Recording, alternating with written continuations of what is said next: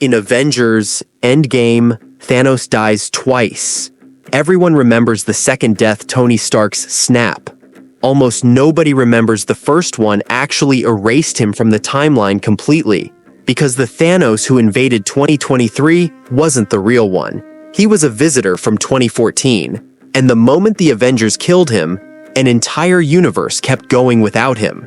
No Infinity War, no Endgame, no snap. Just the Avengers, alone, walking into a future nobody ever got to see. Here's a detail most fans skip past. The Thanos who turns to dust at the end of Endgame isn't the Thanos who conquered the universe. He's a variant pulled out of 2014, before he ever built the gauntlet, before he ever snapped his fingers. The Avengers didn't just stop him, they erased him from ever becoming the villain everyone remembers. That single fact splits reality in two. In the timeline we watched, the Russo brothers gave us closure, a funeral, a legacy, an ending. But 2014's Thanos never got that ending. He just stopped existing, army and all. The second future Nebula's memories exposed his plan. And once he's gone, that timeline doesn't collapse. It keeps running. No Infinity Stones getting collected. No half the universe turning to ash. Just the Avengers of 2014, still dealing with a much smaller problem. A god of mischief who just tried to take over Manhattan. Loki's invasion still happens. The Avengers still stop him. Tony still walks away from that battle with the kind of psychological weight that, in the real MCU, eventually became Iron Man 3's anxiety attacks, what's now understood as an early unscripted depiction of PTSD in a superhero movie. Something Marvel Studios later confirmed was intentional. That thread doesn't change here. The differences start small. Gamora is missing from this timeline. She was on Thanos' ship when it vanished, meaning the entire found family arc of the Guardians of the Galaxy unfolds without her and without Nebula. Everything else plays out roughly the same. Age of Ultron happens. Ultron still builds himself out of Tony and Bruce's failed peacekeeping AI. But here's the twist. Quicksilver doesn't die stopping that final bullet storm. He takes a hit to the leg instead and survives. Civil War still splits the team in half over the Sokovia Accords, the real-world-style regulation framework the Russos built the film around. But Quicksilver sits this one out, still recovering. Spider-Man still gets pulled into Tony's orbit the way he did in the actual MCU, and T'Challa still becomes King of Wakanda after his father's death in the Vienna bombing. Doctor Strange, Ant-Man, Black Widow, their origins stay untouched. It happens in space. Thor, Hulk, Loki, Valkyrie, Heimdall, all of them return from Sakaar and Ragnarok's destruction of Asgard, but this time there's no Thanos ambush waiting for them. In the timeline we know, that ambush is what costs Loki his life and puts Thor through the trauma that defines his character for 2 more films. Here, none of that happens. The Asgardians make it to Earth intact. Hulk never gets separated from Thor mid-flight, so he never regresses into the more animalistic Hulk we saw for years afterward. He stays in his more articulate Sakaar state of mind. They settle in Tonsberg, Norway, the same town where, in the real MCU, Odin hid the Tesseract centuries earlier and found New Asgard. But Thor doesn't stay. Loki, now genuinely reformed, takes the throne, and Thor sets out to find purpose on his own. That search leads him into territory MCU audiences already know from Thor, Love and Thunder, but with a critical difference. Gorr the God Butcher, a grieving father who lost his daughter and his faith, and turned that grief into a crusade to kill every god in existence, is already active, using a corrupting weapon called the Necrosword. In the film we got, Thor faces him with Jane Foster's mighty Thor, Valkyrie, and a captured group of children by his side. In this version, Thor is completely alone. Gorr captures Valkyrie, Heimdall, and Loki before Thor can intervene, torturing the imprisoned gods exactly as he did on screen, and this time, he succeeds in killing Heimdall. That's the moment that breaks the story open. Thor's grief triggers Mjolnir, not Jane's hammer, the original one, shattered by Hela years earlier, and for the first time it responds to him instead of her. He reassembles it mid-fight, kills Gorr, and instead of letting the Necrosword corrupt anyone else, he asks Eternity, the cosmic being at the center of the universe, to send it away for good. Earth is falling apart.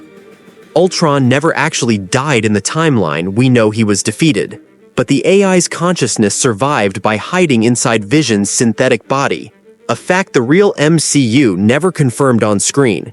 In this version, that theory becomes canon. Ultron re-emerges through a recovered robot head that falls into the hands of Scott Lang's friend Luis, the same scene-stealing sidekick from the Ant-Man films, and reactivates. Within days, Ultron seizes every satellite, every piece of connected infrastructure, every weapon system on the planet.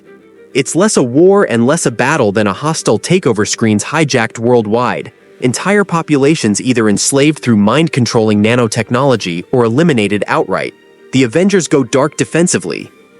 Tony disconnects his own tech entirely rather than risk it being hijacked and regroup underground with Captain America. Echoing the same hidden bunker strategy Doctor Strange used to reassemble the team in the real Endgame.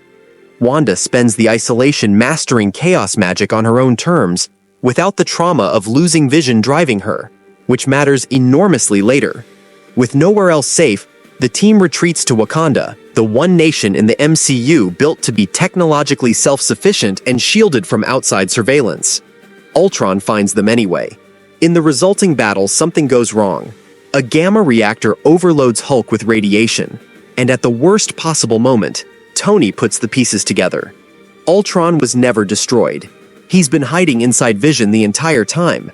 Quicksilver, finally back in the fight after recovering from Civil War, reaches Vision first, and Ultron kills him instantly, closing the survival arc this alternate timeline had given him earlier only to take it back. Wanda loses her brother a second time, in a sense, and this time, she's the only one capable of finishing it. Guided by Doctor Strange, she unleashes a chaos magic wave big enough to erase Ultron from every piece of technology on Earth at once, and the side effect of that surge is what quietly activates dormant mutant and inhuman genes across the population, seeding characters like Kamala Khan, the real MCU's Ms. Marvel, years ahead of schedule. Bruce Banner, terrified of what the gamma overload turned Hulk into, exiles himself to Sakaar rather than risk hurting anyone. Wanda, grieving Vision and her brother in the same breath, retreats to Westview, but crucially, she never opens the Darkhold. Instead of descending into the multiverse-ravaging path of Doctor Strange in the Multiverse of Madness, she searches for the souls of her sons, Billy and Tommy, and actually finds where they were reborn. From here, the story folds back into threads.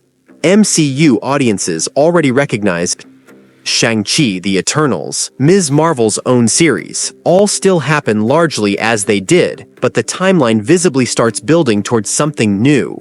In this version, Kamala Khan is recruited not by Nick Fury, but by Peter Parker, forming the seed of a Young Avengers team built from Wanda's children, Kate Bishop, Riri Williams Ironheart, and Wiccan.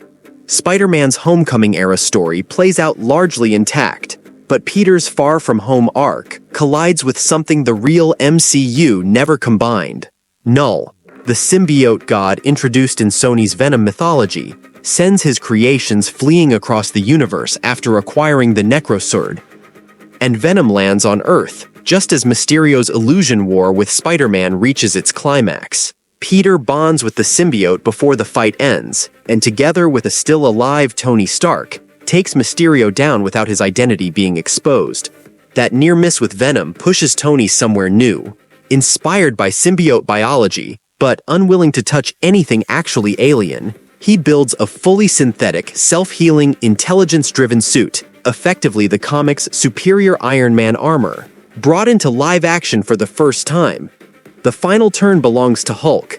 Still in exile on Sakaar, Bruce loses everything when the ship he'd been living on is destroyed. That loss triggers the full transformation into World War Hulk, the comic's most devastating version of the character, driven by grief instead of rage. He returns to Earth just as the newly formed Young Avengers finish assembling for the first time, and the two forces are seconds from colliding when reality itself glitches. Every hero is yanked out of their own storyline and dropped into fragments of a shared patchwork world. It isn't a natural event. It's Battleworld, the same reality-merging event from the comics' Secret Wars, and the architect behind it is Doctor Doom. That's where this timeline ends. And the next one, the one built entirely around Doom's rise to power, begins. Honestly, that's the part that makes this version of the story work. Removing Thanos doesn't give the Avengers a quieter world, it just clears the stage for a different apocalypse to arrive on schedule. Be honest, do you think this timeline turns out better for the Avengers than the one we actually got, or worse? Say it in the comments. If you want to see how Doctor Doom pulled this whole timeline into Battleworld, that's the next video, so subscribe and turn on notifications so you don't miss it. Drop a like if you made it this far, let me know your take in the comments, and I'll see you in the next one.